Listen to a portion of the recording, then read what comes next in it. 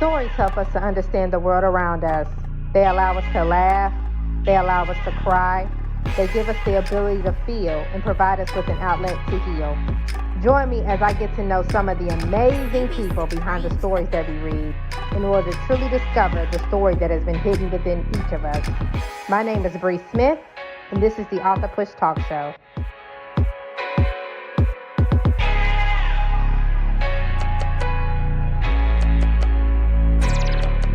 Welcome to the AuthorPush Talkshow. I am your host, Bree Smith, and today we have a lovely author who is going to be talking about her children's book that she has produced called I Love Being Brown. Amaris Triplett is from East St. Louis, Illinois, and she comes from a large family where she is the second oldest of 5 sisters and 1 brother. She is married with an amazing son and 2 equally dynamic daughters. She loves being brown because it represents strength, beauty, intelligence, and creativity. Being brown is difficult and rewarding once you understand you come from royalty. Her mother and grandmother always told Amaris that she was beautiful and could accomplish anything. So please welcome to the show, Amaris Triplett. Thank you so much for being here with us today. Thank you so much for having me. I appreciate the opportunity. Yeah, no problem, no problem. So I absolutely loved your book. So I got a chance to actually read it last night. It was so powerful, and I love it because you were talking about, us as little brown children, even minority children, feeling comfortable with the skin that we're in. And I know growing up, I felt very ashamed. You know what I mean? You know what I mean? Because, you got racism. And then the area that I grew up in Kentucky. And so just to see like that dynamic, actually I lived in on the West Coast. So that was a different dynamic. And then when we moved back to the South, completely different, you know what I mean? And then that's when I really started to notice, who I was and was feeling very uncomfortable. So I love what you did. So can you please just tell us where did the idea come from for you to write this book? So I have 2 books. I Love Being Brown and I Love Being Brown Too. I Love Being Brown Too is a pandemic baby. But I Love Being Brown came from conversations I had to have with my daughter. She's very dark skinned. I have 2 girls that are very brown skinned. But my oldest daughter was bullied a lot when she was younger, about the color of her skin, like you're dirty. So we just had to have conversations with her about you're beautiful, you are valued, we love you, you don't have to worry about those negative things that other people are saying. So the book was birthed through conversations with her. Amen. That is so powerful. Because I really do believe that's a prevalent problem, right? Still in our society, that colorism issue. You know what I mean? It's like the lighter you are, you know how they used to say back in the day. The lighter you are, the better you are. Yeah. And we do it every day, all the time. Yeah, you know what I mean? And then the darker you are, it's like, you know what I mean? They're like, oh, you the field, Yeah. So it's just kind of like, it's like, I just love, like I said, I love what you did there. Because my mother was light skinned. And so I remember having questions with her because I didn't know, I'm like, are you white? She's like, no, I'm not white. You know what I mean? I'm just white, So I love how you just started having conversations and even wrote a book to just kind of help them on this journey with that. Yeah. And so growing up, I would say, did you ever feel uncomfortable in your own skin? Yes. So in high school, I went to a predominantly white high school. And in high school, I was actually bullied for I want to say being too sociable, right? So I went to private school all my life. I was able to interact with anybody, black, white, whatever. And so I was bullied for being so quote unquote an Oreo. But when I looked at it, I was like, kids are kids, if you're nice to me, you smart, you hang with me, I'm gonna talk to whoever. So I refuse to let them put me in a box that I only will talk to certain type of people because of the color of their skin. And because of that, I was bullied my freshman and sophomore year.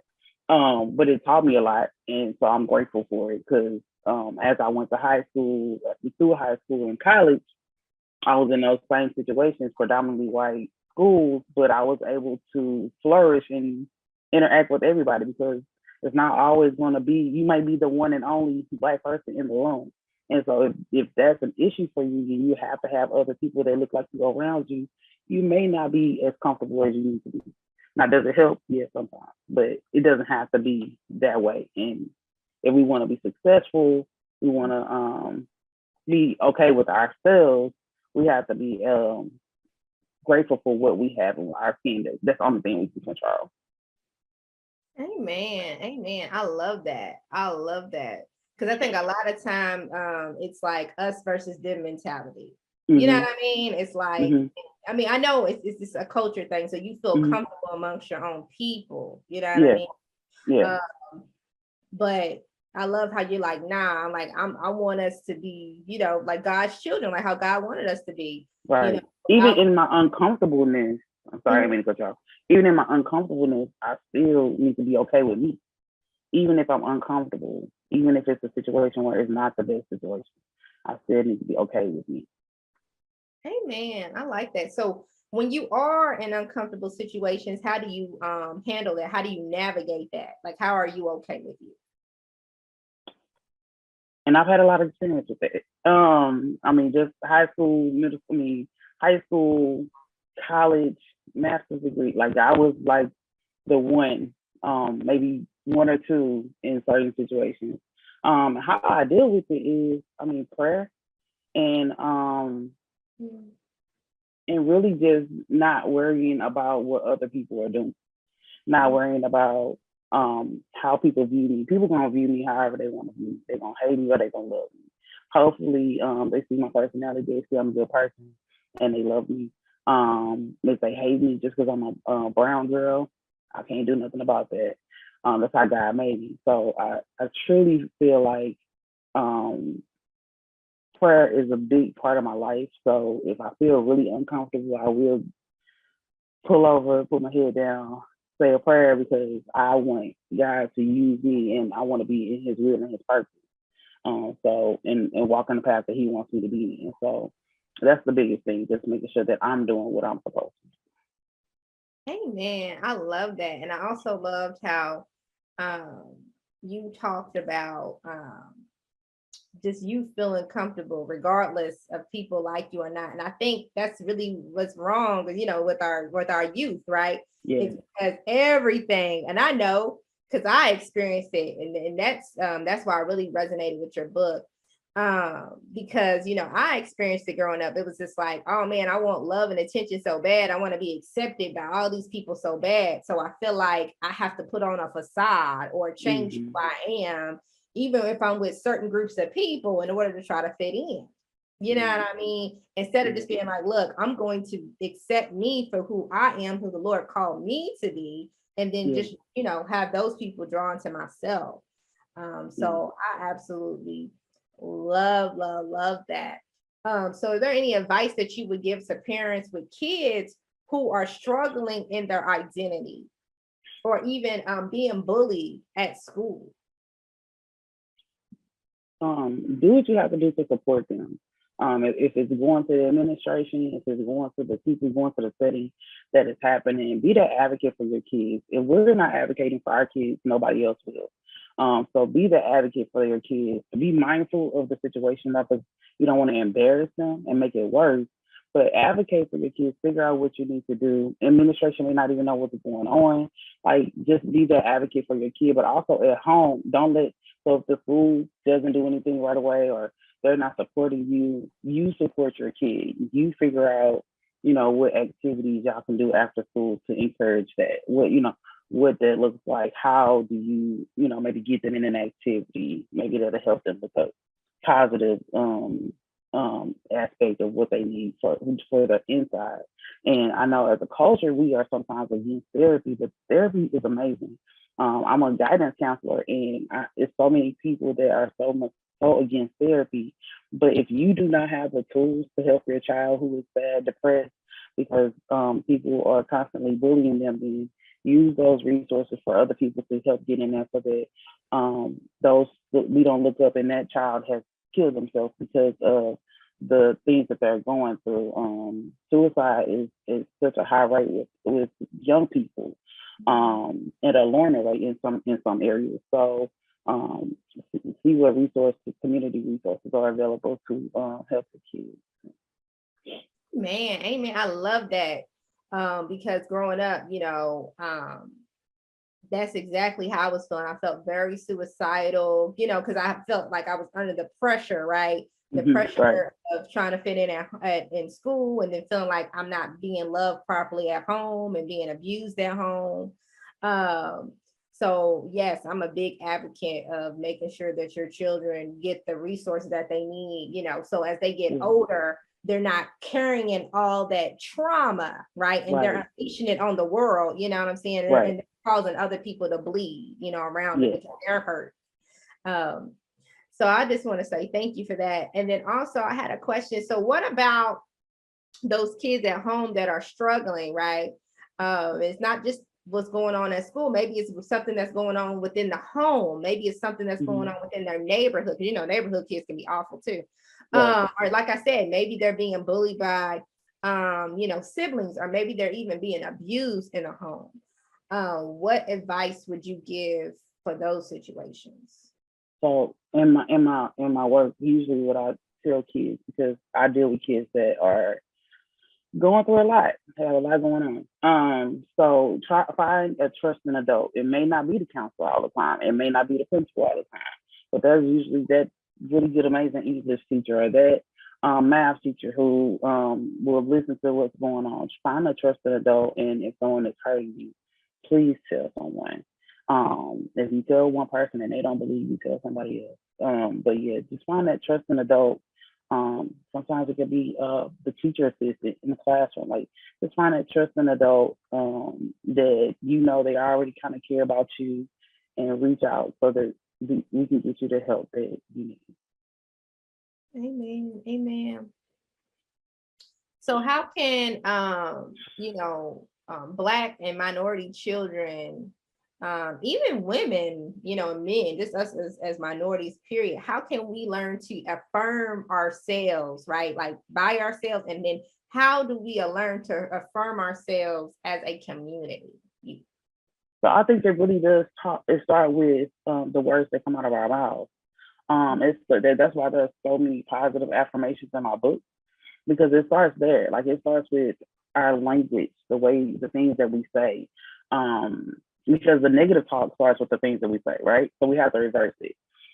It starts with those positive affirmations. It starts with those because they are really confidence builders.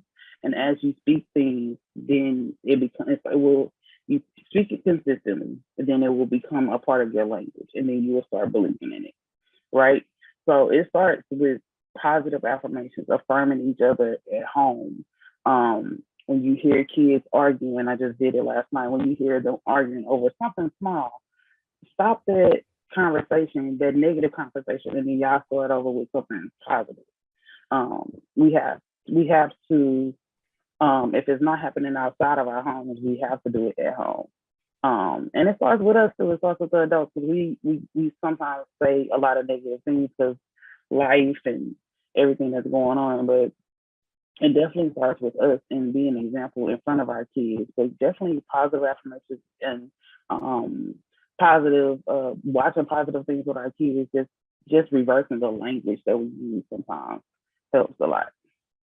Amen. Amen. I love that. Yeah. And I think even helping to renew the mind, what we actually, what you're watching, the things that you're listening to, can definitely help as well. So thank you for that.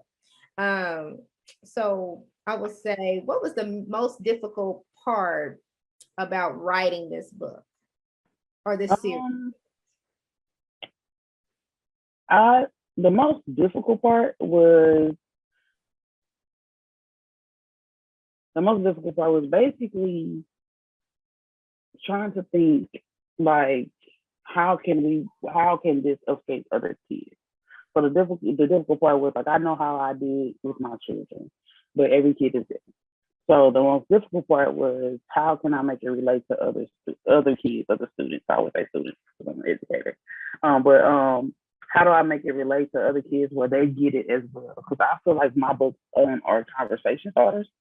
Um, and I love and I always use that language because it's a quick read. It's not it's not a long book, but it's impactful, right? And the impact that I wanted to do is to cause conversations, right? So we could talk to our kids about just give them a vision. Like some kids, like in regards to careers, they only want to do this or they only want to do that. But that's because mom does it and grandma does, or dad does it and grandpa does, but they don't think outside of, oh, I could be an engineer, unless they see engineers all the time, or I can do this, I can do that. So a conversation starter, not just encouraging our kids to love who they are, but also encouraging our kids to think bigger than their situation, think bigger than what's around them. If it's poverty around you, you don't always have to be in poverty. If it's crime around you, you don't always have to deal with that. You can you can do whatever you put your mind to. So that conversation. Amen. Amen. I appreciate that. There is one thing I wanted to ask you. When you talked about, because yes, in the book you did talk about like just the different careers that kids can do. Because a lot of times kids want to either be rappers, they want to be dancers, singers, basketball players. Yeah, you know what I mean, sports athletes, but that's like what's glamorized, you know what I mean? I feel like a lot of times our community doesn't see another way out besides those things. And I think just even kids learning more, you don't even not everybody's meant to go to college, but there are vocational studies and trade schools that they can even attend, you know what I mean? That will allow them to have a life that they desire. So I just say thank you for writing that as well. Is there anybody you would like to shout out or anything at this time? My family, my mother, my father, my sisters, my brothers, and my wonderful husband and my kids. Yes, they have had my back through this process. It has not been the best, it's been hard trying to get this done. And also my publishing company, Cocoon to Wings, and my illustrator Calvin is amazing. he brought my book to life. I cannot draw, so he brought it to life. That Calvin Reynolds is his name, but he brought it to life because I could not have done a better job. So I'm grateful for my village. That's what I call them. And without them, I would not be here. Amen. Amen. And where can people purchase your book? So they can go to my website in the direct links, which is DeAmorCreations.com, DEAMOR Creations. I have to think about how it's spelled. .com, and also Barnes and Noble and Amazon. All right. Well, thank you once again, Amaris, for coming to be on the show today. I would love to have you back in the future, just to have more dialogue and conversations around this very important topic. Thank you guys so much for watching the AuthorPush Talk Show today. Until next time, I'm Bree Smith, and I will see you later.